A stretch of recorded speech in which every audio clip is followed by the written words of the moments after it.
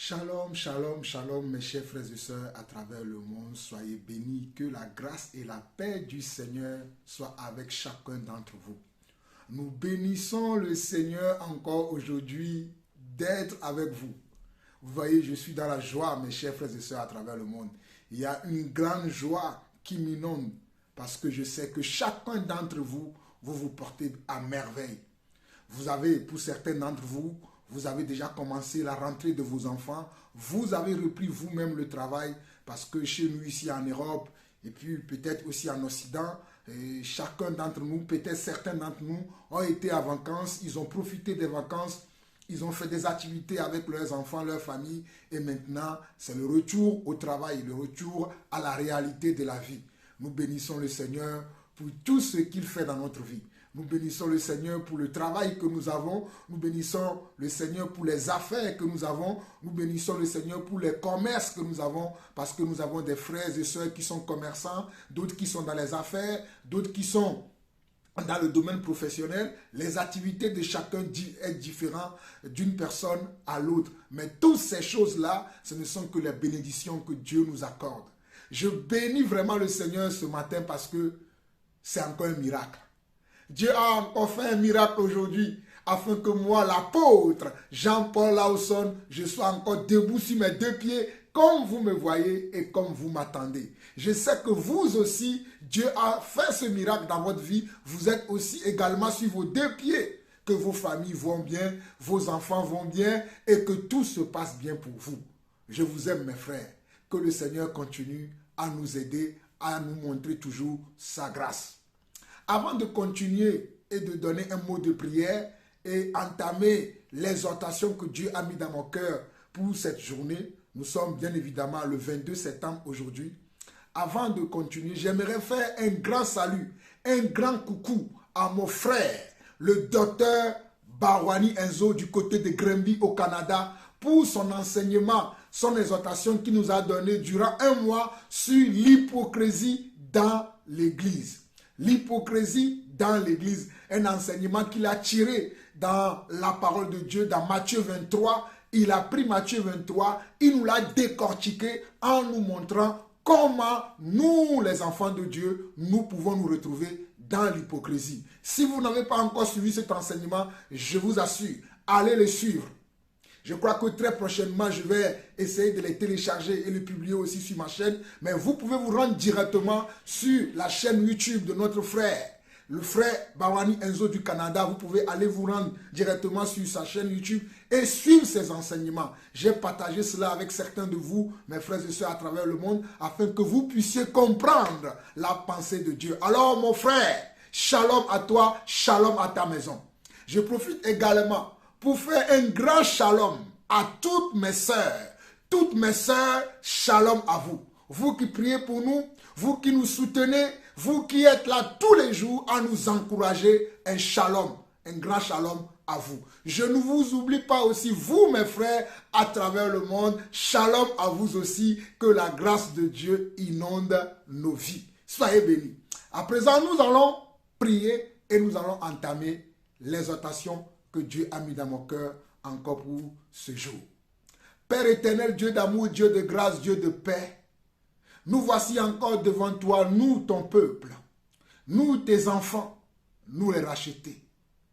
Père, c'est toi qui nous as rachetés des ténèbres à ton agréable lumière, afin que tous les jours nous puissions voir ta lumière. Papa, nous te bénissons parce que tu ne nous as jamais abandonnés. Tu es toujours là avec nous. Même dans les moments d'épreuve, les moments de difficulté, les moments de doute, les moments de peur, tu es toujours là pour nous rassurer. Tu es là au travers de ta parole. Tu es là au travers de ton esprit. Tu es là au travers des exhortations des uns et des autres. Tu es toujours là, papa. Je veux te dire encore merci ce matin. Au nom de toute ton église, papa, je veux encore te dire un grand merci pour tout ce que tu fais dans nos vies, pour tout ce que tu fais dans notre cœur, afin que nos cœurs soient attachés à toi, afin que notre esprit soit soumis à toi. Papa, merci encore. Merci pour toutes tes œuvres. Merci pour tout ce que tu fais à l'un et à l'autre, papa. Merci pour tout ce que tu fais à l'une aussi également. Père, merci pour toutes tes merveilles. Merci pour tous tes bienfaits. Tes bontés se renouvellent tous les jours dans nos vies, papa. Oh, papa, elles sont merveilleuses. Elles sont grandes. Elles sont admirables. Elles sont formidables. Toutes tes œuvres dans ton église, papa. Merci parce que ta connaissance aussi, oh Seigneur Dieu, nous atteigne afin que nous devenions de plus en plus sages, afin que nous devenions encore de plus en plus courageux et courageuses pour suivre, Seigneur Dieu, tes pas, pour marcher sur tes traces. Père, je veux encore te lever encore pour ce moment. Toi qui m'as permis encore d'étudier, de lire ta parole, afin de retenir l'essentiel et de le partager, Seigneur Dieu, avec mes frères et sœurs. Je te prie, papa, de pouvoir m'aider, Seigneur Dieu, à transmettre le message que tu m'as donné encore ce jour, afin que ton peuple soit instruit, afin que ton peuple soit toujours, Seigneur Dieu, dans tes voies. Voilà pourquoi encore je suis là ce matin et je te prie, Seigneur Dieu, de faire chaque chose comme toi-même tu l'as prévu. Reçois la gloire, l'honneur, la puissance pour des siècles. Au nom de Jésus-Christ, nous avons ainsi prié. Amen. Amen et Amen. Alors, mes chers frères et sœurs, nous allons manger la bonne nourriture. Alléluia. Nous allons prendre la parole. Aujourd'hui, je ne vais pas utiliser ma tablette. Je vais prendre la Bible. Vous savez que j'aime beaucoup lire la Bible. Alléluia.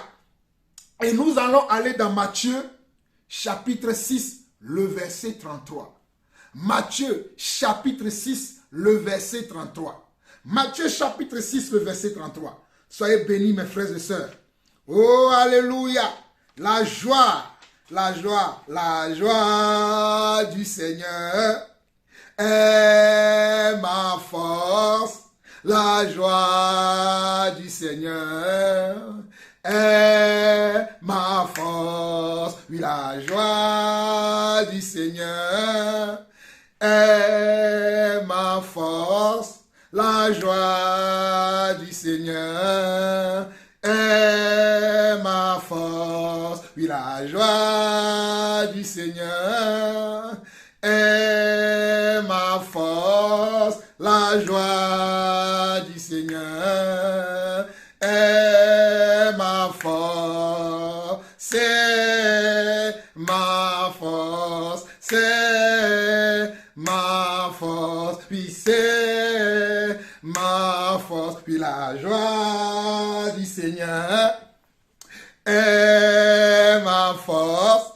La joie du Seigneur est ma force. Oui, la joie du Seigneur est ma force. La joie du Seigneur est ma force. C'est ma force. Oui, c'est ma force. Oui, c'est ma force.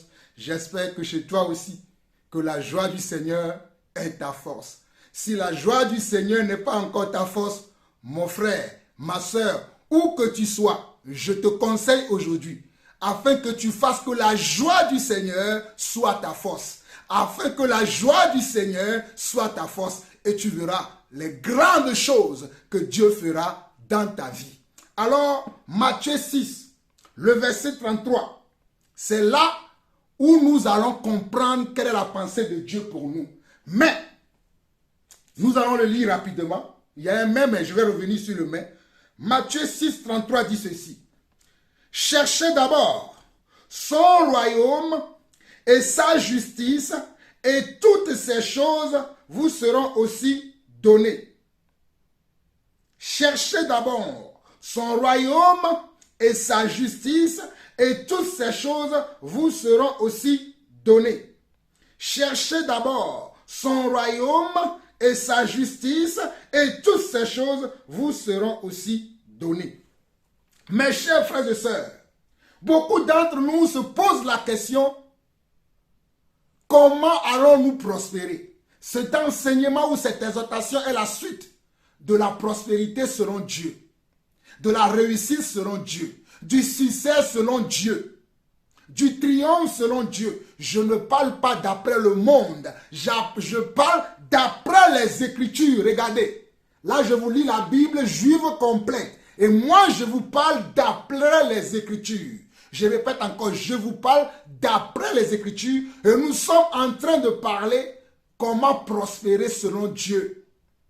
Et nous sommes en train d'expliquer comment on peut aussi chercher le royaume de Dieu. Car nous avons lu, cherchez d'abord son royaume. Quel royaume? Comment est-ce qu'on peut chercher le royaume de Dieu? Alléluia. Oh, cherchez d'abord son royaume. Cherchez d'abord le royaume. Mon frère, ma soeur, lorsque tu te réveilles le matin, que Dieu renouvelle ton souffle de vie, la première des choses à laquelle tu dois penser, c'est le ciel. Ma soeur, lorsque Dieu te réveille le matin, oh alléluia, même si tu as passé une nuit catastrophique, la première des choses à laquelle tu dois songer, c'est le ciel.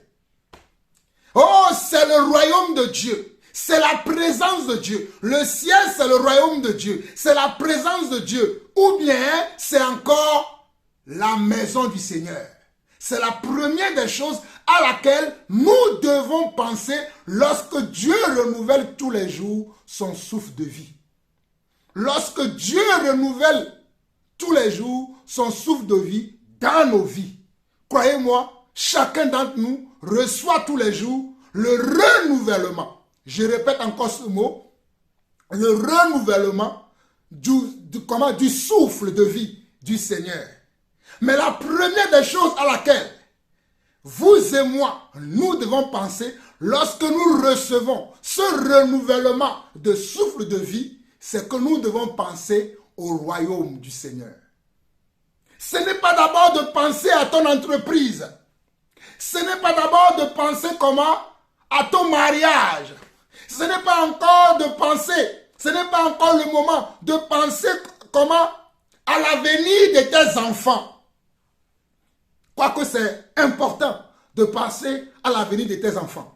Mais la première des choses, alléluia, les Anglais disent firstly. Les Anglais disent firstly, c'est-à-dire premièrement. La première des choses à laquelle nous devons tous penser, c'est le royaume. C'est le royaume. C'est le royaume de Dieu. C'est le royaume de Dieu. Nous devons penser d'abord au royaume de Dieu. Je répète encore, j'insiste sur cela. Mon frère, tu veux prospérer dans ta vie. Ma soeur, tu veux voir le royaume de Dieu. Mon frère, tu veux voir le royaume de Dieu. Ma soeur, tu veux prospérer dans ta vie. Cherche d'abord le royaume de Dieu. Cherche d'abord le royaume de Dieu. Parce que tout se trouve dans le royaume de Dieu. Voilà pourquoi Dieu a dit dans le livre, de Philippiens ou d'Éphésiens que je vous ai béni de toutes. Il a dit, vous êtes bénis de comment? De toutes sortes de bénédictions. Vous êtes bénis de toutes sortes de comment? De bénédictions dans les lieux célestes. Les bénédictions sont dans les lieux célestes. Ils ne sont pas sur la terre. Ils sont dans les lieux célestes. Alléluia. Vous êtes bénis de toutes sortes. Oh, waouh, quelle bonne phrase. Vous êtes bénis de toutes sortes de bénédictions. Parce qu'il y a différents types de bénédictions. Il y a la bénédiction dans le mariage. Il y a la bénédiction des enfants. Il y a la bénédiction dans le travail. Oh, Shairobo Karababa. Il y a la bénédiction dans le ministère, dans le service que tu fais à Dieu. Alléluia. Et le Seigneur nous a déjà bénis. Un enfant de Dieu ne cherche pas la bénédiction, car il sait qu'il est déjà béni. Jean-Paul Lawson ne cherche pas la bénédiction, car quand vous voyez Jean-Paul Lawson, vous savez qu'il est béni. Oh, alléluia. Moi, je suis un béni de Dieu. Alléluia. Dieu m'a béni. Et je sais qu'il me bénira encore, car il m'a béni de toutes sortes de bénédictions. Mais, chez lui, chaque chose a son temps et chaque temps a sa chose. Il y a un temps pour tout pour le Seigneur. Avant le temps pour le Seigneur, ce n'est pas le temps. Après le temps pour le Seigneur, ce n'est pas le temps. Il faut demeurer dans le temps avec le Seigneur. Oh, mes chers frères et sœurs, je vais vous lire rapidement ce passage que je n'ai pas prévu, mais que le Seigneur me dit. Partage cela avec mes enfants, afin qu'ils comprennent le message que tu es en train de leur donner. Je vais vous lire rapidement ce passage afin que vous compreniez que le Seigneur, notre Dieu, est le meilleur, est le roi des rois. Il est celui qui dit et la chose arrive, celui qui ordonne et elle exerce. Ah!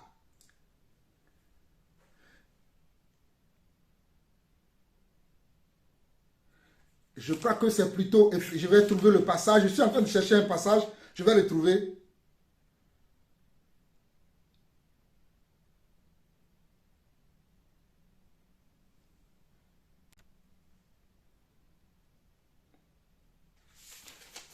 Permettez-moi. Hein. Ah non, ce n'est pas Éphésiens. Ah, excusez-moi, ce n'est pas Philippiens 2. C'est plutôt Éphésiens 1. Éphésiens 1 dit ceci. Éphésiens 1. Le verset 2 dit, grâce et shalom de la part de Dieu notre Père du Seigneur Yeshua le Messie.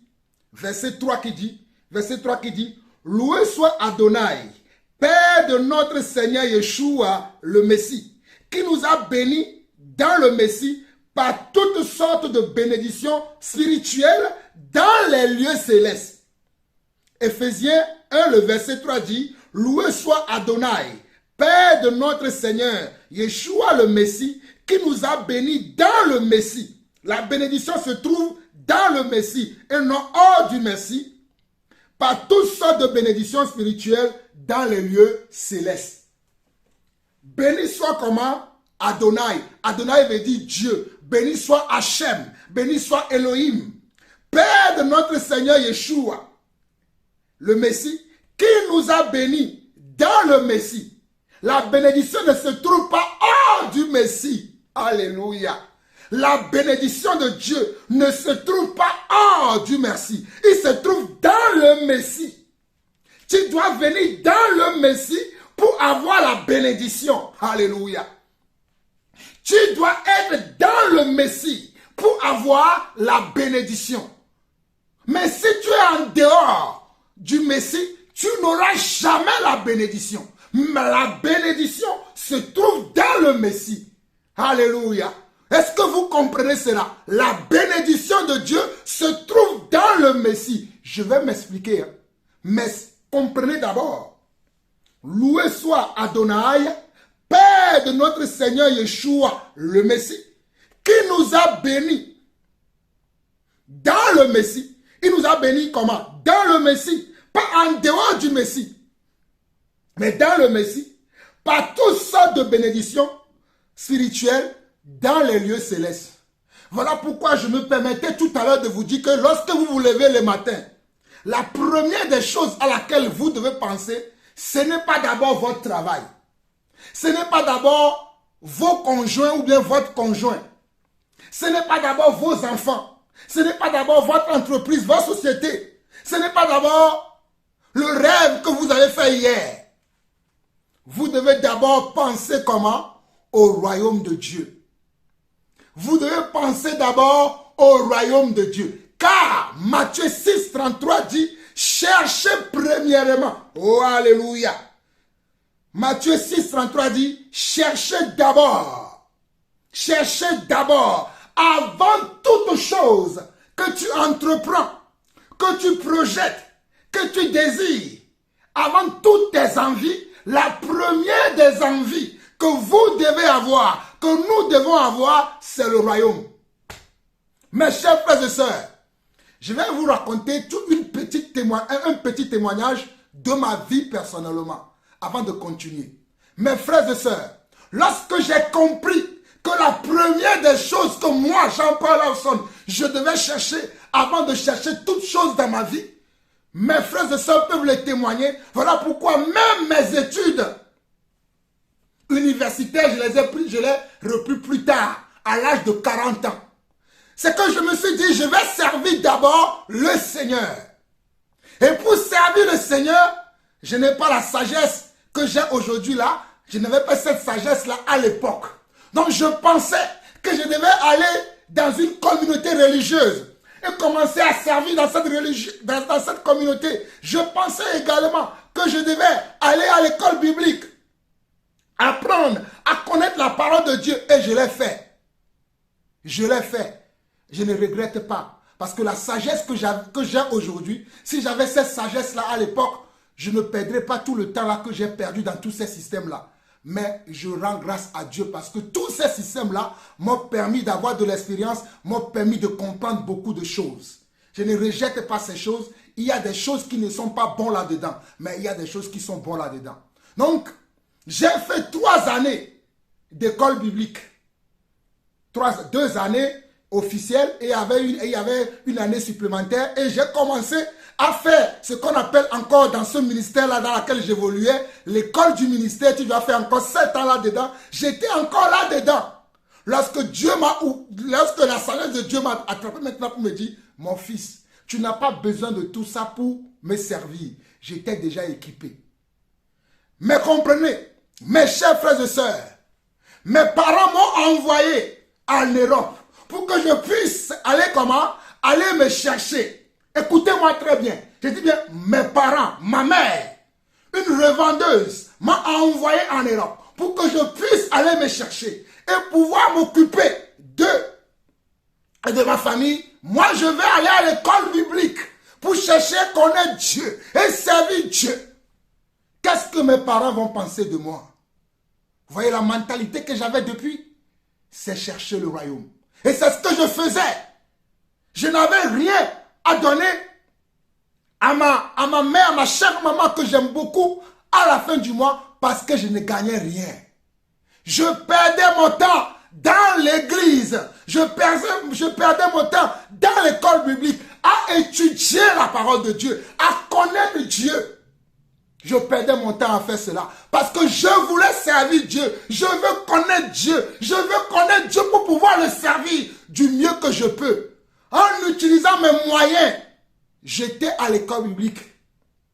Au lieu de travailler à plein temps pour se souvenir de besoins de ma famille, moi j'étais à l'école biblique pour étudier Dieu. Après l'école biblique, j'étais dans le parcours missionnaire. J'étais dans l'école du ministère pour apprendre au pied des anciens comment servir Dieu. Ça, c'était mon parcours. Vous comprenez que nous devons chercher premièrement le royaume de Dieu? Je ne suis pas en train de dire à quelqu'un ici, va faire une école biblique. Non. Je ne suis pas en train de dire à quelqu'un ici, rentre dans une communauté. Participe dans une communauté. Chacun d'entre nous doit être capable de savoir comment Dieu travaille avec lui. Comment Dieu te parle. Comment Dieu veut que tu fasses. Comment Dieu veut que tu rentres dans ses œuvres. Chacun doit l'écouter. Je ne suis pas en train de dire à quelqu'un ici, tu dois forcément faire une école biblique. Tu dois appartenir à une communauté avant de servir Dieu. Le service de Dieu là, c'est d'écouter Dieu et faire ce que Dieu te demande. C'est ça le service de Dieu. Mais vous allez le voir dans l'enseignement que je vais vous donner. Le service de Dieu, c'est d'écouter Dieu et faire ce que Dieu te demande. C'est ça le service de Dieu. Moi, je suis passé par plusieurs chemins afin de le comprendre. J'ai perdu beaucoup de temps avant de comprendre comment je dois servir Dieu efficacement.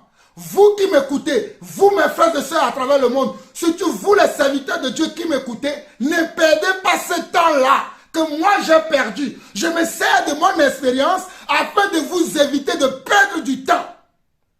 Soyez attentifs à Dieu et vous allez comprendre comment servir Dieu. Alors, pour comprendre comment chercher premièrement le royaume de Dieu, commençons déjà par le premier verset de Matthieu 6. Il y a quelque chose que vous allez comprendre. Matthieu 6.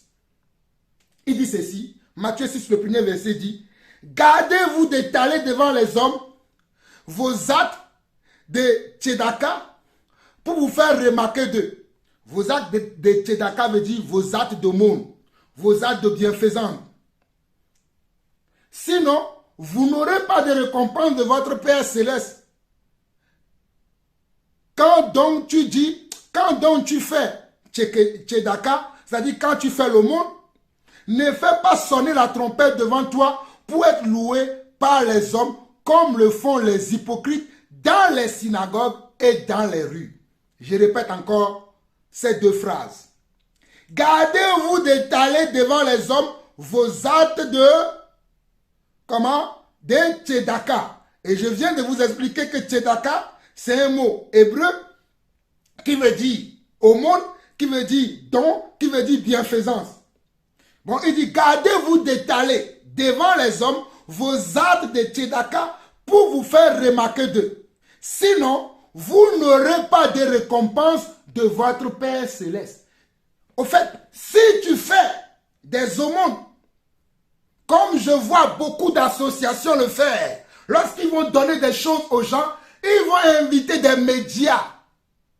Ils vont inviter des médias pour que les médias viennent filmer pour voir qu'ils sont en train d'aider les gens à tel endroit, à tel autre endroit. Dieu dit que nous là, enfants de Dieu là, ce n'est pas comme ça que nous devons faire. Nous, quand nous faisons de l'aumône, quand nous faisons la bienfaisance, nous n'allons pas appeler les médias. Nous n'allons pas nous faire remarquer par les autres. Nous devons le faire en secret. Voilà comment nous devons chercher le royaume de Dieu. Voilà une manière. Ce n'est pas que ça. Voilà une manière de chercher le royaume de Dieu. Je continue. Vous allez comprendre. Verset 2. Verset 2, il dit, quand tu fais le monde, ne fais pas sonner la trompette devant toi pour être loué par les hommes comme le font les hypocrites dans les synagogues et dans les rues. Remarquez qu'ici, Dieu, et cette parole-là, c'était Dieu. C'était Jésus qui l'a enseigné aux apôtres. Il dit que ce sont les hypocrites qui agissent de cette manière-là. Ce sont les hypocrites qui agissent de cette manière-là, qui veulent se faire voir par les autres, qui sont dans le matu-vu, qui cultivent le matu-visme. Aujourd'hui, le matu-visme est rentré dans l'église. Et les gens aussi cherchent le matu-visme. Mon frère, ma soeur, s'il te plaît, ne cherche pas le matu-visme.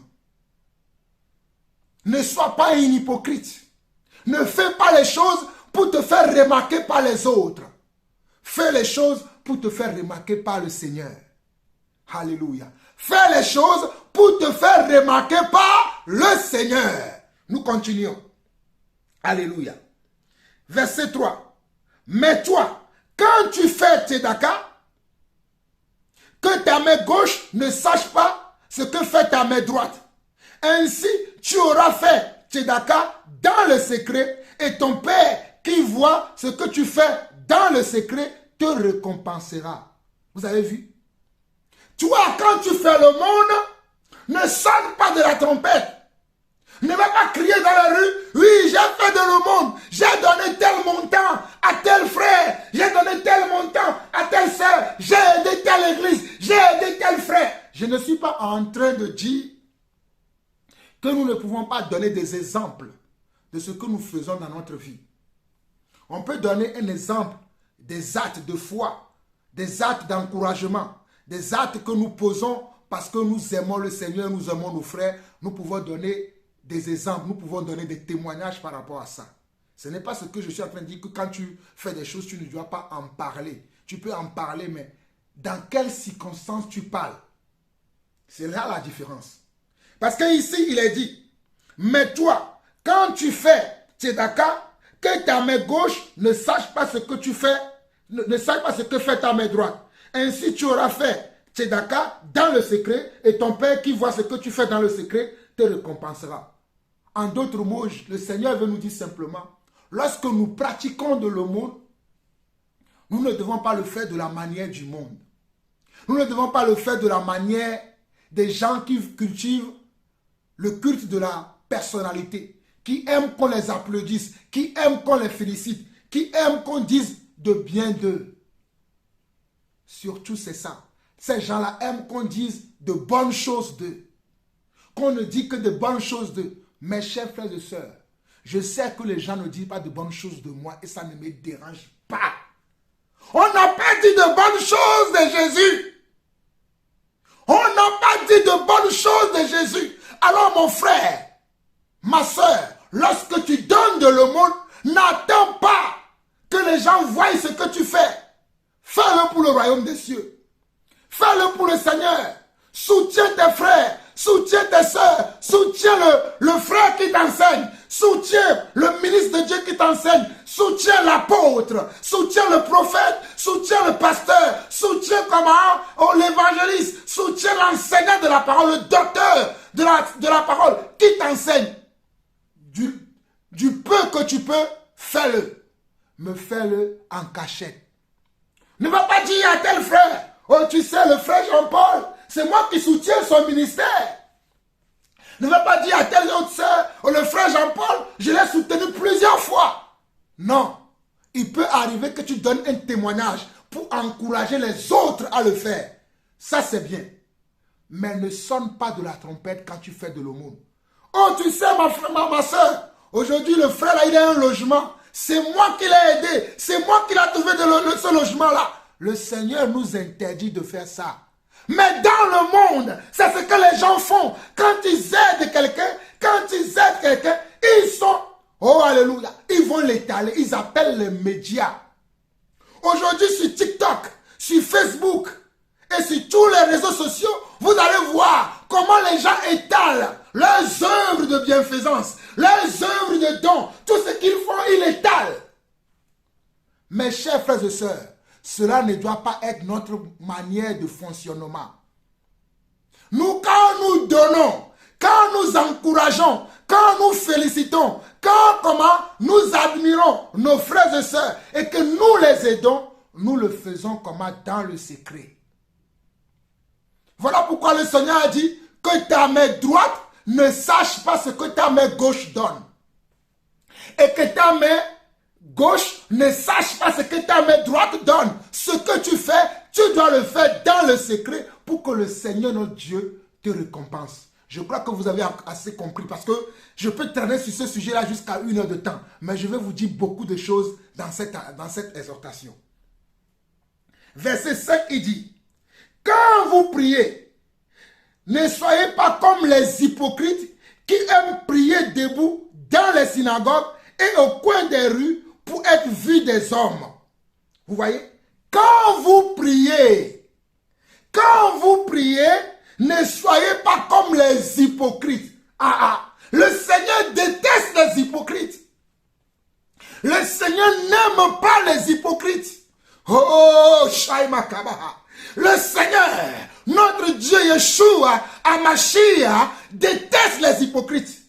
Il dit, quand vous priez, ne soyez pas au coin des rues. Comme je vois les gens, quand ils veulent prier, ils crient. Tout le monde sait qu'ils prient. Quand tu pries là, oh, prie calmement, prie posément, prie dans la tranquillité. Oh, il peut arriver que tu pries.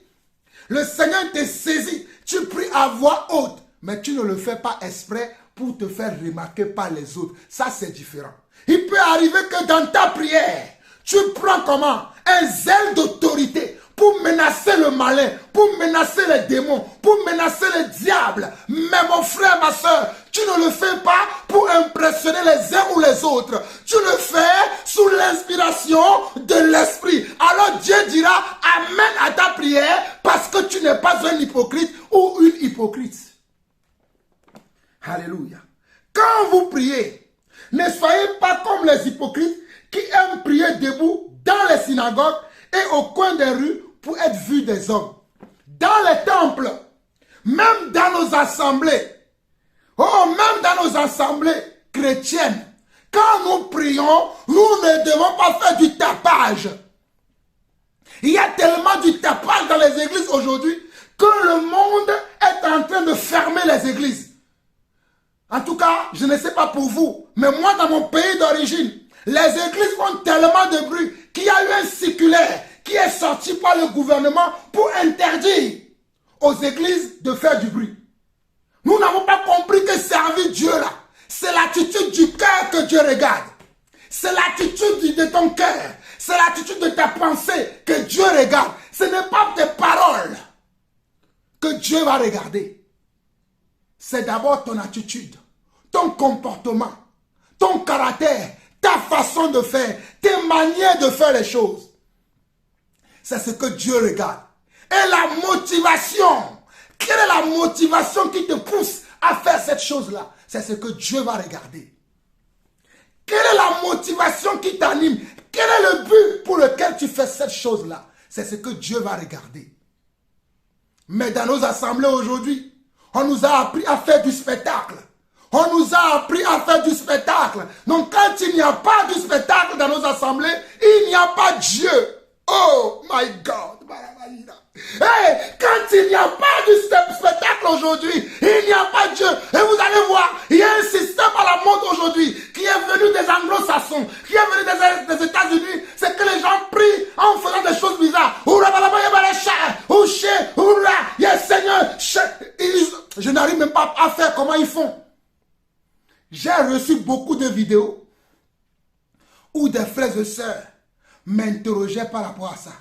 Même j'ai reçu des questions venant des membres de ma famille qui m'ont demandé, mais est-ce que vous aussi vous priez comme ça? Parce qu'il y a quelque chose qui est à la mode aujourd'hui.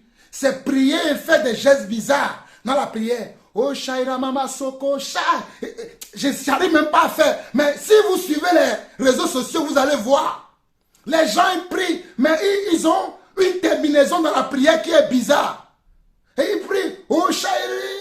Je ne sais pas comment faire le truc là. Et ils le font sur les plateaux de télévision. Oh, vous allez voir, l'Esprit de Dieu est descendu. Oh, alléluia. Tu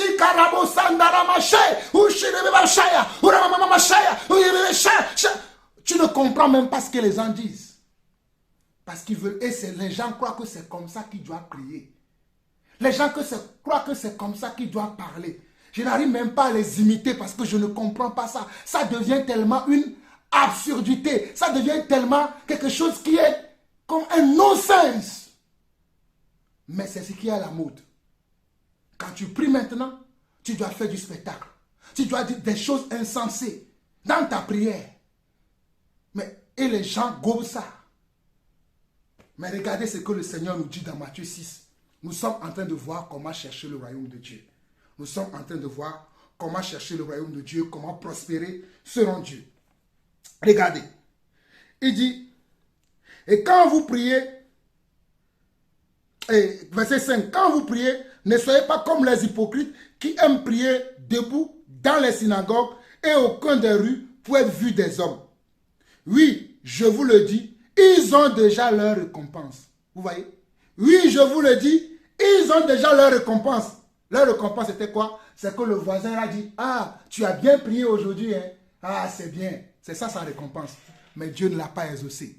Oui, les gens t'ont vu. Waouh, quelle prière.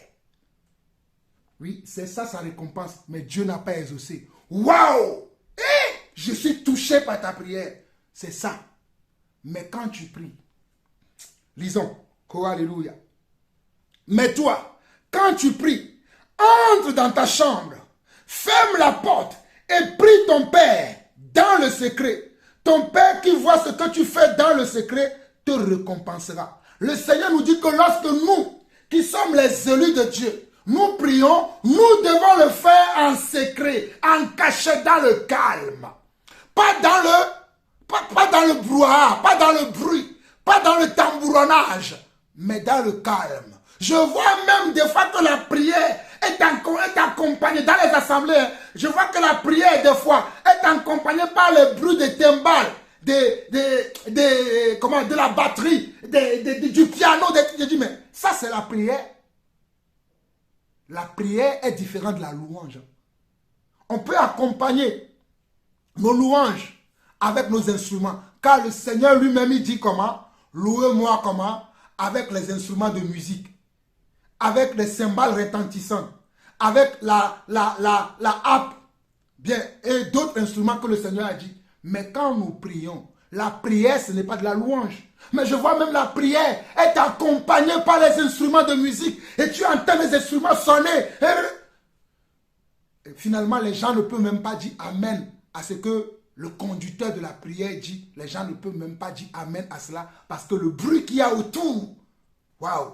Est-ce que nous, les enfants de Dieu, nous allons changer un jour? Le Seigneur dit que lorsque tu pries, entre dans ta chambre.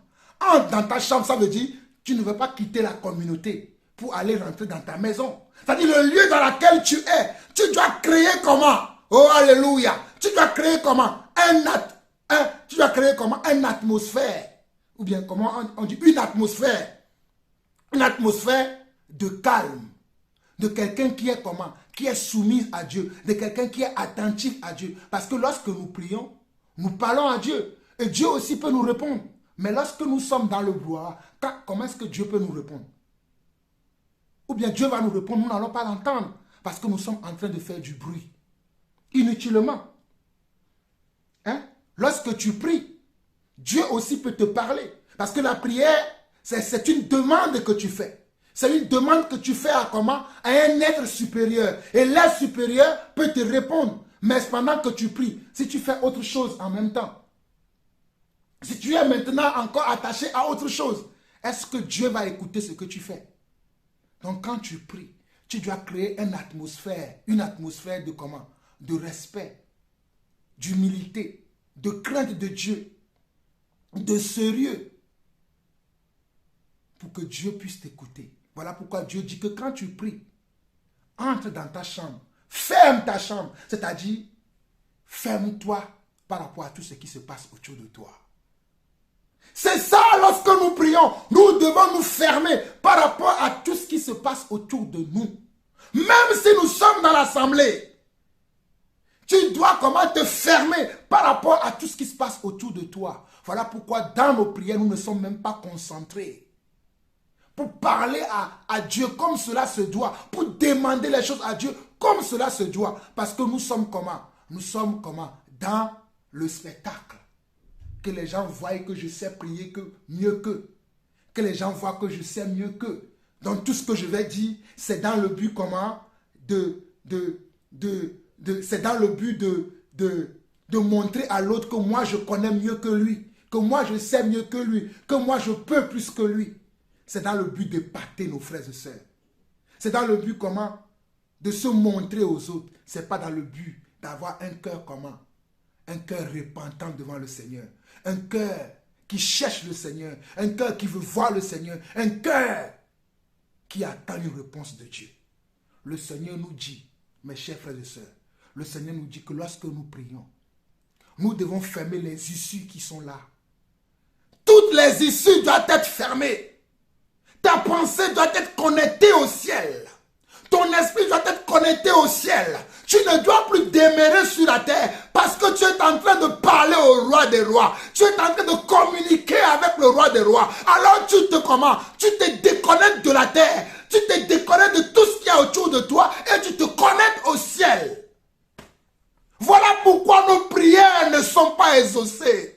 Déconnectons-nous de cette planète Terre. La planète Terre disparaîtra, mes frères et sœurs. La planète Terre disparaîtra bientôt, je vous le dis. Je vous l'annonce, je vous le prédis encore. Mais pourquoi vous aimez tant la planète Terre? Pourquoi vous aimez tant la planète Terre? Vous aimez être apprécié, vous aimez être applaudi, vous aimez être comment? Adulé, encouragé partout.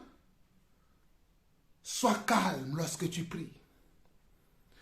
Réfugie-toi devant le Seigneur, dans le secret.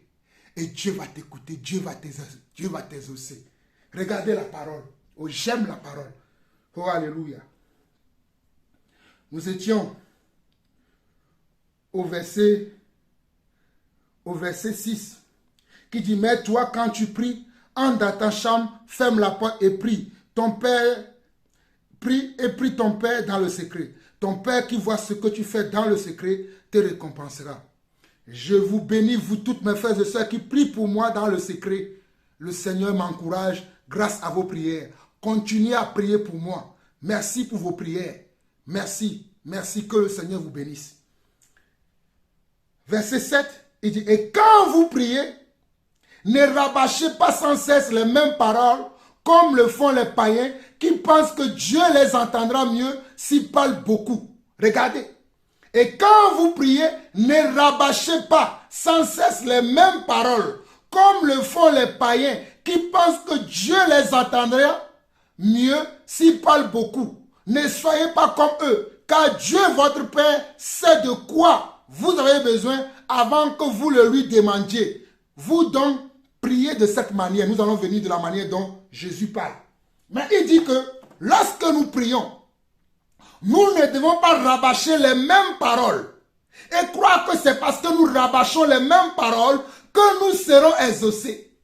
Il y a beaucoup de gens, beaucoup de personnes qui prient en rabâchant les mêmes paroles. Je vous ai montré tout à l'heure, je n'arrive pas vraiment à les imiter, ces gens-là. C'est ce que je vois. J'ai dit que ça, c'est venu des États-Unis, où quand les gens prient, ils font des gestes bizarres. Même quand ils prient en langue,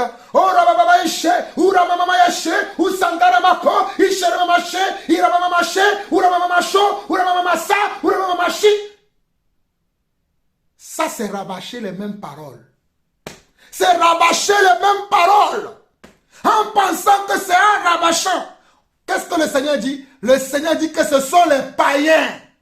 Les païens. Un païen, c'est quelqu'un qui ne croit pas. C'est quelqu'un en qui Dieu ne domine pas. C'est quelqu'un qui n'a pas Jésus. C'est quelqu'un qui n'a pas la lumière. Oh, my caraba. Nous avons la lumière. Nous sommes la lumière du monde. Nous sommes le sel de la terre. Alléluia. Comment les gens vont croire s'ils ne voient pas les vrais serviteurs de Dieu, les authentiques appelés, les authentiques serviteurs et servantes de Dieu à l'œuvre? Mais nous sommes là à faire du spectacle. Le spectacle qui est à la mode aujourd'hui. Priez, priez, priez, priez, priez. Et tu vas attendre Coca, Coca, Coca, Coca, Coca, Coca, Coca, Coca, Coca, Coca, Coca, Coca, Malta, Malta, Malta, Malta, Malta, Malta, Malta, Malta, Malta, oh Malta, Malta. Rabâcher les mêmes paroles. Mes chers frères et sœurs, je sais que certains d'entre vous, le Seigneur, le diable est en train de vous dire, ah, même quand tu dis, ah, je t'en supplie Seigneur, je t'en supplie Seigneur, je t'en supplie Seigneur, tu rabâches les mêmes paroles. Je ne suis pas en train de parler de ça. Il peut arriver que lorsque tu parles, ta supplication est arrivée à un certain degré au niveau de ta conscience, au niveau de ton esprit, que tu as répété peut-être plusieurs fois certaines paroles. Ce n'est pas de ça qu'il s'agit ici. Mais il s'agit des gens qui répètent, qui rabâchent des paroles insensées, incongrues. Je dis bien des paroles insensées, incongrues, et qui pensent que le Seigneur va les exaucer. Regardez les Écritures. Il dit, et quand vous priez, ne rabâchez pas sans cesse les mêmes paroles comme le font les païens qui pensent que Dieu les entendra mieux s'ils parlent beaucoup. Vous voyez? Car la Bible dit que celui qui parle beaucoup, comment? Risque de pécher. Voilà pourquoi Dieu nous empêche de comment? De parler beaucoup. Dans le livre des Proverbes, il est écrit, celui qui parle beaucoup risque de pécher. Parce que les païens, ce sont des hypocrites. Les païens, ce sont des pécheurs. Et donc, ils pensent que c'est en racontant n'importe quoi qu'ils seront exaucés. Mais toi, dis seulement l'essentiel à Dieu. Dis seulement ce dont tu as besoin.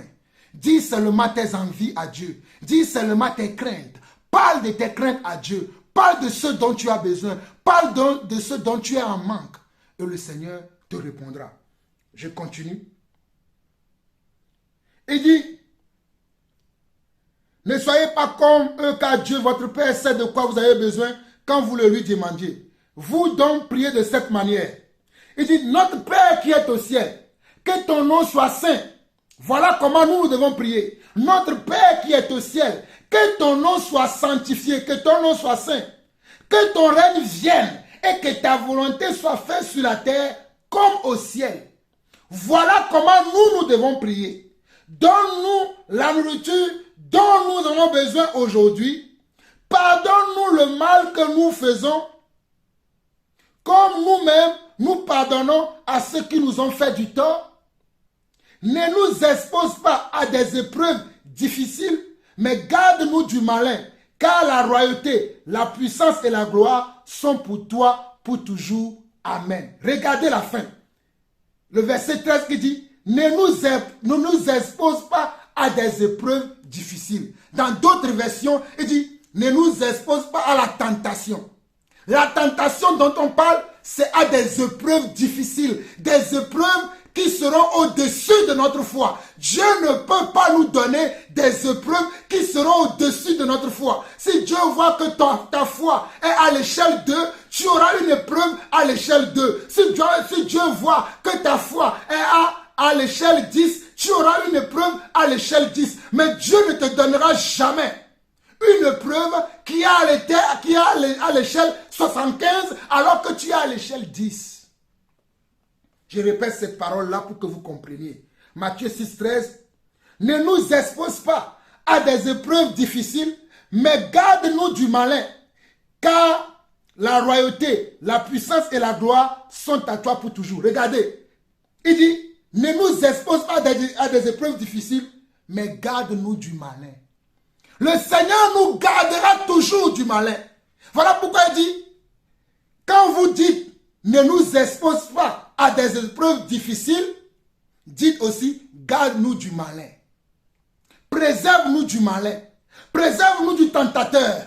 Préserve-nous du serpent ancien. Préserve-nous de l'hypocrite. Préserve-nous du menteur. Préserve-nous du séducteur. Car le malin, c'est un séducteur. Dieu ne pourra jamais t'exposer à des épreuves qui sont en dessus de ta foi. Il te donnera toujours des épreuves qui sont en deçà de ta foi, afin que tu puisses comment la surmonter.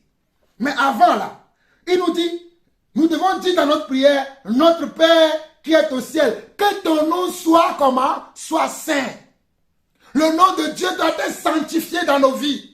Vous qui n'aimez pas sanctifier le nom de Dieu, pas ta manière de parler, pas ta marche chrétienne, ta marche de foi, ta marche de croyant, tu peux sanctifier le nom de Dieu. Oui. Aujourd'hui, les gens s'en foutent de la sanctification du nom de Dieu. Et à cause de nous, le nom de Dieu est blasphémé dans le monde. Parce que nous ne sanctifions plus le nom du Seigneur. Il continue, que ton règne vienne et que ta volonté soit faite sur la terre comme au ciel. Le ciel, c'est le royaume de Dieu. N'oubliez pas que nous avons commencé dans Matthieu 6, 33, qui dit, cherchez premièrement le royaume de Dieu. Il dit, que ton règne vienne. Donc, dans tout ce que nous faisons, nous devons chercher que le règne de Dieu vienne. Que le règne de Dieu, le règne de Dieu veut dire que la façon de Dieu de faire les choses vienne dans ma vie. C'est ça, le règne de Dieu. Que la façon de Dieu de faire les choses, de dire les choses, de voir les choses vienne dans ma vie. Que la manière de Dieu d'accomplir les choses, de dire les choses, de faire les choses viennent dans ma vie. Alléluia. J'espère que vous comprenez ça, mes frères. Le règne de Dieu, c'est ça. Que la manière de Dieu de voir les choses, la manière de Dieu de concevoir les choses, la manière de Dieu de parler, la manière de Dieu de voir, la manière de Dieu de dire les choses, la manière de Dieu d'accepter les choses. C'est ça que je dois aussi avoir. C'est ça le règne de Dieu. Oui, c'est ça le règne de Dieu. Regardez bien, il est écrit que ton règne vienne et que ta volonté soit faite sur la terre comme au ciel. Que ton règne vienne. Que ton règne vienne. C'est-à-dire, je ne dois pas refuser le règne de Dieu. Mais beaucoup d'entre nous, nous avons déjà refusé le règne de Dieu. Dieu te dit ne mens pas, tu mens. Tu as refusé le règne de Dieu. Dieu te dit n'envie pas, tu envies. Tu as déjà refusé le règne de Dieu. Dieu te dit ne copie pas les païens. Tu as copié les païens, mais tu as refusé le règne de Dieu. Nous avons refusé le règne de Dieu. Dieu te dit n'aie pas pour modèle le monde. Mais tu as pris le monde comme modèle. Alors tu as refusé le règne de Dieu. Dieu te dit ne fais pas comme eux. Soyez différents. Car il faut la différence entre les justes et les injustes. Mais nous refusons. Mais comment est-ce que Dieu va dominer dans ta vie? Il ne peut pas. Parce que tu ne lui laisses pas la place pour qu'il vienne dominer ta vie. Pour qu'il vienne régner dans ta vie. Pour qu'il vienne diriger ta vie. Au fait, quand tu dis que le règne de Dieu vient, C'est-à-dire que tu dis que Dieu vient diriger ma vie. Viens être l'arbitre de ma vie. Viens être le concepteur de ma vie. Viens être le dirigeant de ma vie. Viens être comment? Le réalisateur de ma vie. Mais la plupart d'entre nous, nous refusons cela à Dieu. Nous ne voulons pas que Dieu vienne diriger notre vie. Nous ne voulons pas que le Seigneur vienne faire les choses dans notre vie. Mais nous attendons à voir les bénédictions qu'il a pour nous. Voilà pourquoi nous n'arrivons pas à obtenir les bénédictions. Car les bénédictions sont déjà là. Il faut simplement marcher sur la parole. Il faut simplement faire comme la parole a dit et les bénédictions vont sortir automatiquement dans ta vie. Voilà pourquoi nous ne prospérons pas. Mes frères et sœurs, écoutez-moi très bien. Je suis l'apôtre, l'élu de Dieu, Jean-Paul Lawson. Tu veux voir ta vie prospérer? Mets la parole en pratique. Oh, je vous mets à défi, alléluia. Eh Seigneur, je vous mets à défi. Vous allez voir comment le Dieu que je sers, alléluia. Oh my God. Oh, vous allez voir comment ce Dieu va me bénir devant vous. Oh, j'ai tellement confiance en ce Dieu, alléluia. J'ai tellement confiance en ce Dieu, alléluia, que vous allez voir de vos propres yeux comment ce Dieu va me bénir. J'ai perdu des années dans l'impiété, dans l'or, dans la bouillabaisse, dans les ténèbres, mais j'ai décidé que moi et ma famille, nous servirons l'Éternel. Alléluia. Moi et ma maison, nous servirons Adonai. Et vous allez le voir vous-même. Et vous témoignerez que cet homme est béni de Dieu. Alléluia. Cet homme est béni de Dieu. Je ne suis pas en train de vous parler des richesses mondaines. J'en ai. Je rends grâce à Dieu. Mais vous verrez que ma vie sera bénie à tous les niveaux. Émotionnellement, je serai béni. Familialement, je serai béni. Oh, alléluia. Financièrement, je serai béni. Matériellement, je serai béni. Oh, alléluia. J'aurai toutes les bénédictions. Je répète encore, émotionnellement, je serai béni. Familialement, je serai béni. Professionnellement, je serai béni. Matériellement, je serai béni. Et même dans le ministère, je serai béni. Alléluia. Choisissez la bonne part.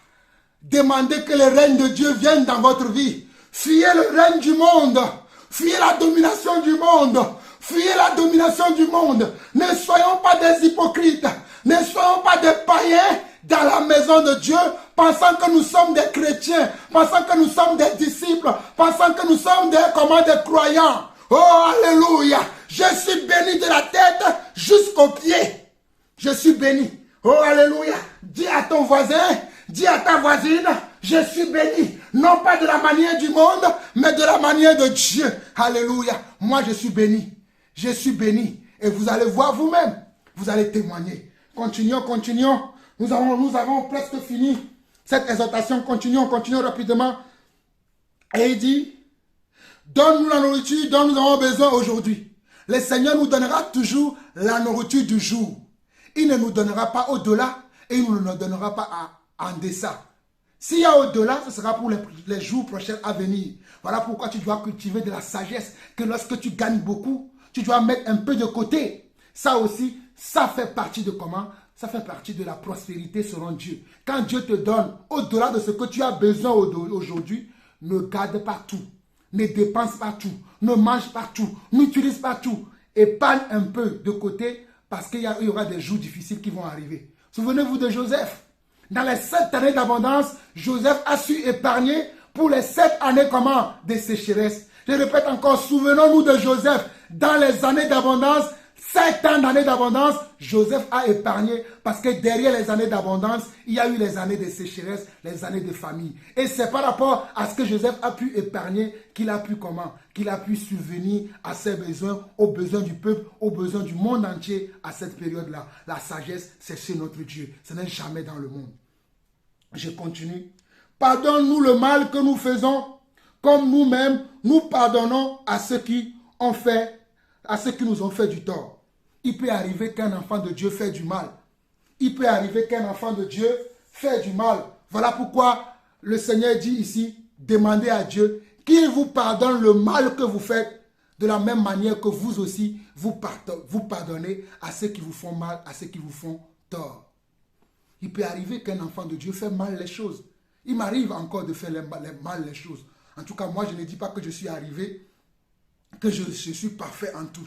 Non, j'essaie de me perfectionner. J'essaie de changer mon comportement, de changer mon caractère, de changer ma façon de voir les choses, de changer mon attitude, d'être tout le temps dans le time, de faire les choses comme il faut.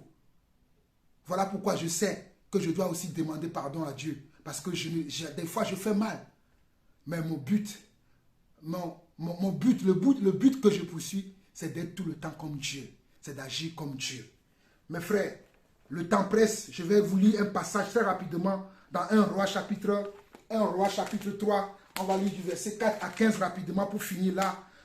Permettez-moi encore 10 minutes. J'avais prévu 1 heure, mais il y avait tellement beaucoup de choses à dire. Prenons 1 Roi chapitre 3 rapidement pour comprendre tout ce que j'ai dit là. Ce passage-là que je vais vous lire va poser l'enseignement là dans nos vies une fois pour de bon. Dans 1 Roi chapitre 3, nous allons lire du verset 3, du verset 4 plutôt, au verset 15 qui dit ceci. Une fois, le roi se rendit à Gibeon pour y offrir un sacrifice, car c'était le principal au lieu. Salomon qui veut dire Salomon, offrit 1000 holocaustes sur l'autel qui se trouvait là, à Gibeon. Adonai apparut à Salomon en rêve la nuit. Dieu dit, dis-moi ce que tu voudrais que je te donne. Salomon dit, tu as fait preuve de beaucoup de bonté envers ton serviteur David mon père, car il vivait devant toi dans l'honnêteté et la justice, et il avait un cœur droit avec toi. Tu lui as conservé cette grande bonté en lui donnant un fils pour s'asseoir sur son trône comme il en est aujourd'hui. Et maintenant, Adonai, mon Dieu, tu as fait ton serviteur roi à la place de David mon père. Mais je ne suis qu'un enfant, je ne sais pas diriger. De plus, ton serviteur est parmi ton peuple que tu as choisi, un grand peuple si nombreux qu'on ne peut le compter. C'est pourquoi donne à ton serviteur un cœur intelligent, capable de dispenser la justice à ton peuple, afin que je discerne entre le bien et le mal, car qui est à même de juger ton grand peuple. Regardez ce que Salomon demande. Regardez bien. De plus, le verset 8 de 1 Roi, chapitre 3. De plus, ton serviteur est parmi ton peuple, que tu as choisi. Un grand peuple, si nombreux qu'on ne peut le compter. C'est pourquoi donne à ton serviteur un cœur intelligent, capable de dispenser la justice. Regardez ce que Salomon demande à Dieu. Salomon demande à Dieu un cœur intelligent, capable de dispenser la justice, capable de dispenser la droiture, capable de dispenser la volonté de Dieu. C'est ça ce que Salomon est en train de demander. Il continue, afin que je discerne entre le bien et le mal. Afin que je discerne entre le bien et le mal. Afin que je puisse savoir la distinction qui existe entre ce qui est bien et ce qui est mal. Permets-moi de pouvoir discerner cela. Car qui est à même de juger ton grand peuple? Car qui peut juger ton grand peuple s'il ne connaît pas la justice selon toi? S'il ne connaît pas la droiture selon toi, s'il ne connaît pas le bien selon toi, pas le bien d'après le monde, mais le bien d'après selon toi, d'après toi. Oh, j'aime Salomon. Regardez ce que Salomon dit. Salomon dit, Salomon a fait comment? Salomon est devenu roi. Il a fait des sacrifices à Dieu. Il a donné des aumônes à Dieu. Il a béni Dieu avec les biens matériels qu'il avait. Il a, comment on nous dit, au verset 4. Une fois le roi se rendit à Gibeon pour offrir un sacrifice. Car c'était le principal au lieu. Salomon offrit 1000 holocaustes sur l'autel qui se trouvait là. Salomon a offert comment? 1000 holocaustes à Dieu. 1000 holocaustes. Waouh! 1000 bœufs. Ah ben c'est beaucoup, hein? Ok. Adonai apparut à Salomon en songe la nuit. Après que Salomon a donné le monde à Dieu, Dieu a été touché par le sacrifice de Salomon. Dieu a été touché par le cœur de Salomon. Dieu apparut en songe la nuit envers Salomon et lui demande ceci. Dis-moi ce que tu voudrais que je te donne. Dis-moi ce que tu voudrais que moi, Dieu, à qui tu as offert les 1000 holocaustes, je te donne maintenant. Tu m'as donné des choses. Moi aussi, je vais te bénir en retour. Mon frère, ma soeur, je vais t'encourager aujourd'hui. Oh my God, je vais t'encourager, mon frère, aujourd'hui. Que si tu donnes à Dieu ta vie, Dieu te donnera sa vie aussi en retour. Je suis le témoignage vivant de cela. J'ai donné ma vie à Dieu et Dieu m'a donné aussi sa vie. Je ne mourrai pas, je vivrai. Et je raconterai les œuvres de mon Dieu. Je ne mourrai pas, je vivrai. Et je ferai les œuvres de celui à qui j'ai donné ma vie. Salaud, on n'a pas le temps. Mais je reviendrai encore sur cet enseignement. Il dit, oh c'est fort. C'est fort. Il dit, Dieu dit, dis-moi ce que tu voudrais que je te donne. Regardez la réponse de Salomon. Salomon dit, tu as fait preuve de beaucoup de bonté envers ton serviteur David, mon père. Car il vivait devant toi dans l'honnêteté et la justice. Et il avait un cœur droit avec toi. Il avait comment? Un cœur droit avec toi. Et tu as fait beaucoup de comment? Beaucoup de bonté. Tu as fait beaucoup de bonté avec mon père. Qu'est-ce que moi je peux encore demander encore? Parce que toutes les richesses de mon père, toute la gloire de mon père m'accompagne à cause de ce que tu lui as fait. Voici ce que Salomon est en train de dire à Dieu. Il continue. Il est comment? Il est reconnaissant. La reconnaissance. Beaucoup d'entre vous, vous n'êtes pas reconnaissants par rapport à ce que Dieu fait dans votre vie, par rapport à ce que Dieu a fait dans la vie de vos parents, par rapport à ce que Dieu a fait dans la vie de vos serviteurs. Vous n'êtes pas reconnaissants. Soyez même reconnaissants par rapport à ce que Dieu fait dans ma vie. Et vous allez voir, Dieu va transformer vos vies. Car moi, je ne suis qu'un comment? Un modèle, un prototype. Oh, alléluia. Il dit, tu lui as conservé cette grande bonté en lui donnant un fils pour s'asseoir sur son trône. Il ne voit pas qu'il est. Il dit, tu lui as conservé cette grande bonté en lui donnant un fils pour s'asseoir sur son trône. Il ne se glorifiait pas. Il ne croyait pas qu'il méritait la place qu'il avait. Il a dit, c'est la bonté de mon père. La bonté que tu avais envers mon père. C'est la même bonté que que moi je bénéficie. Oh Seigneur, il est en train de glorifier, d'être reconnaissant, de louer Dieu. Oh alléluia, il continue.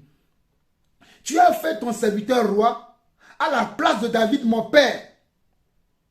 Tu vois? Tu as fait comment? Ton serviteur roi à la place de David, mon père. Mais je ne suis qu'un enfant. Je ne sais pas diriger. Mais je ne suis qu'un enfant. Je ne sais pas diriger. Mais moi, je ne suis comment? Un enfant. Je ne sais pas encore diriger. Moi, je ne suis qu'un enfant, je ne sais pas diriger. Voici les propos de qui? De Salomon. Salomon ne se voyait pas intelligent. Salomon ne se voyait pas sage.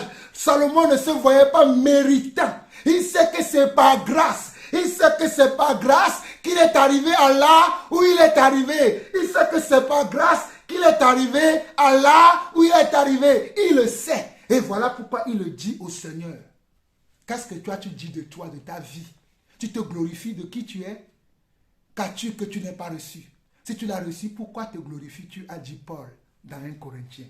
Qu'as-tu que tu n'as pas reçu? Et si tu l'as reçu, pourquoi tu te glorifies-tu? Les gens qui aiment se glorifier, qui aiment se pavaner, ces serviteurs de Dieu, menteurs, hypocrites, mensongers. Ah oui, j'ai bâti telle église, mon église compte 20 000 membres, mon église a 100 000 membres, nous faisons tel ceci à tel endroit, nous faisons tel ceci à tel endroit. Salomon n'a pas fait ça. Regardez la prière de Salomon, une prière humble. Il dit, oh alléluia, j'aime cette prière. De plus, verset 8 de 1 Roi chapitre 3, de plus ton serviteur est parmi ton peuple que tu as choisi, un grand peuple si nombreux qu'on ne peut le compter. Regardez verset 9. C'est pourquoi donne à ton serviteur un cœur intelligent, capable de dispenser la justice à ton peuple, afin que je discerne entre le bien et le mal. Car qui est à même de juger ton grand peuple? Vous voyez? Salomon a dit, je suis qu'un enfant. Je ne peux pas diriger ce peuple.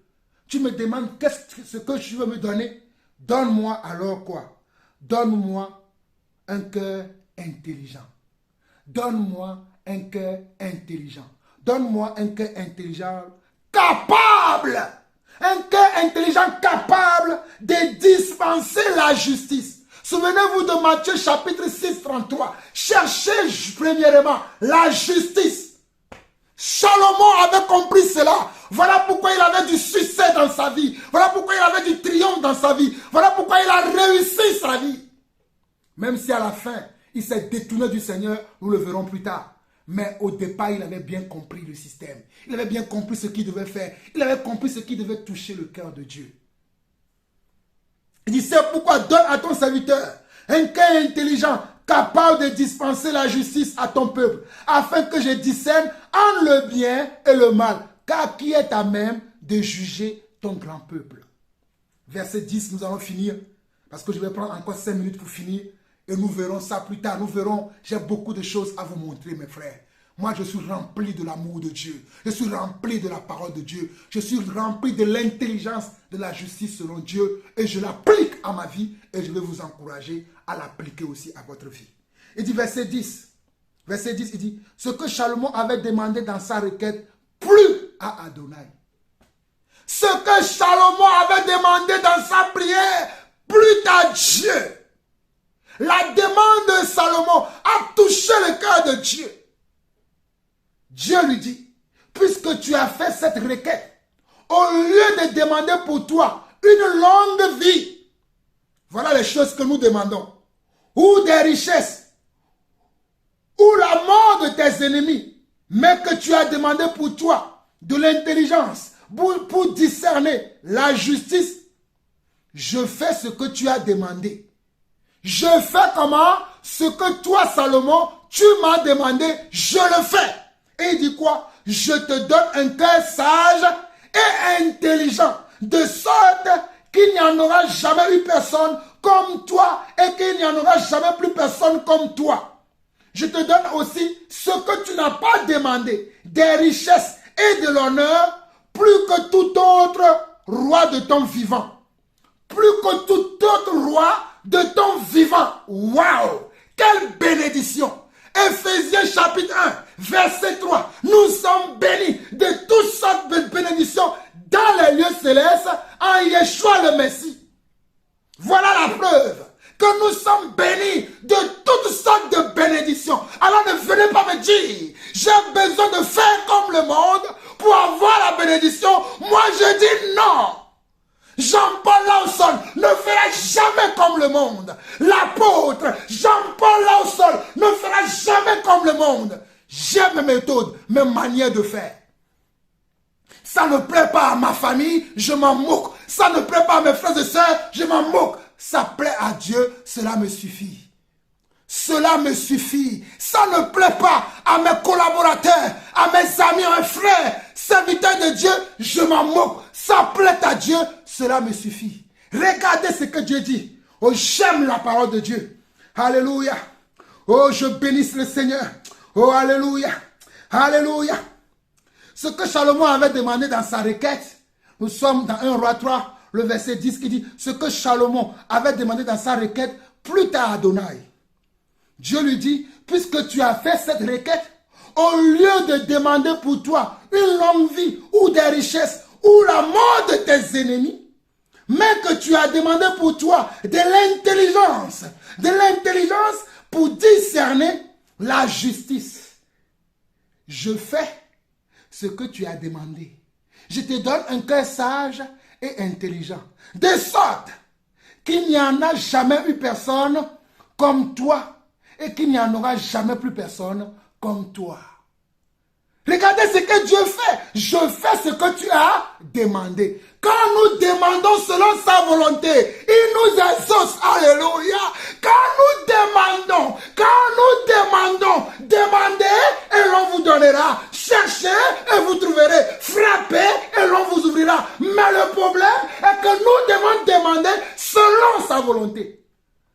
Paul a compris. Il a vu qu'il était insignifiant. Il n'était rien. Il n'avait aucune intelligence, aucune sagesse pour connaître la justice selon Dieu afin de distinguer le bien du mal.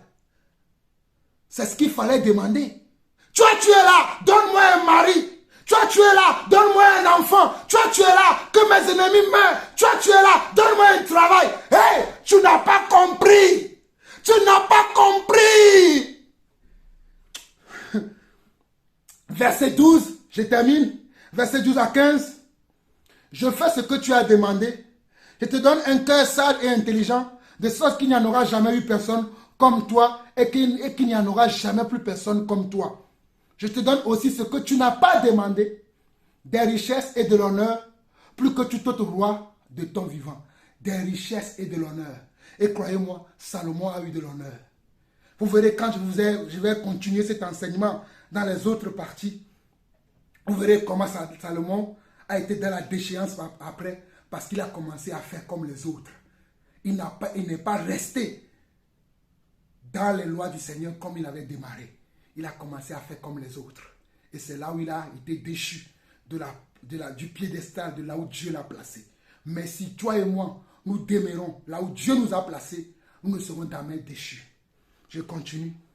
De plus, si tu vis selon mes voies, en obéissant à mes lois et à mes mitzvot, mes lois et à mes mitzvot veut dire mes lois et mes commandements, comme ton père David, je te donnerai une longue vie. Il n'a pas demandé la longue vie, Dieu lui donne. Comme Salomon se réveilla et réalisa que c'était un songe. Je m'arrête là. Donc vous voyez ce que Salomon a fait. Vous voyez ce que Salomon a fait. Il a demandé à Dieu de lui donner comment un cœur intelligent pour dispenser, c'est-à-dire pour exécuter la justice selon Dieu, afin de distinguer aussi le bien du mal. Dieu a exaucé cette prière et Dieu lui a dit, puisque tu ne m'as pas demandé la mort de tes ennemis, tu ne m'as pas demandé des richesses, tu ne m'as pas demandé de l'honneur, moi-même, je te donne ce que tu as demandé, c'est-à-dire tu auras de la sagesse et de l'intelligence que personne, au fait, jusqu'à aujourd'hui, personne n'a le degré de sagesse et de l'intelligence de Samuel, de Salomon. Est-ce que vous vous rendez compte de cela? Jusqu'à nos jours, personne sur la terre n'a la sagesse et l'intelligence de Salomon. Personne. Par contre, la gloire et que le Seigneur lui a donné l'honneur, il a dit, les rois de son vivant. De son vivant, aucun roi n'a eu la gloire et l'honneur que Salomon a eu. Alors mes chers frères, nous allons nous arrêter là. Aujourd'hui, nous continuerons la prochaine fois. J'espère que cette exhortation de chercher premièrement le royaume de Dieu et sa justice, afin que nous puissions prospérer selon le Seigneur, comme le Seigneur veut, je crois que elle vous a touché. Si tel n'est pas le cas, priez Dieu, que Dieu vous aide. Éternel mon Dieu, mon Seigneur, je te bénis pour cet enseignement, cette exhortation que tu as mis dans mon cœur. Seigneur, tu m'as encore surpris encore aujourd'hui parce que tu as fait de grandes choses, de larges choses, des choses que tu ne m'as pas montrées avant, mais pendant que je parle, tu m'as montré, tu m'as expliqué. J'ai manqué du temps, mais Seigneur, je ne veux pas aussi prendre le temps de mes frères et sœurs. Je crois que toi-même, tu vas continuer cet enseignement dans leur cœur, dans leur vie, dans leurs maisons respectives, dans leur foi, dans leur communauté respective, afin que chacun d'entre nous soit restauré, qu'il revienne à toi, toi notre Père. Nous t'aimons, Papa, et nous te demandons encore pardon à chaque fois que nous nous sommes égarés, que nous nous sommes éloignés de toi, que nous avons copié le monde, que nous avons suivi les païens et les hypocrites. Seigneur, nous te demandons pardon. Reçois la gloire, l'honneur, la puissance pour des siècles des siècles. Au nom de Yeshua, nous avons prié. Amen. Shalom, shalom et shalom.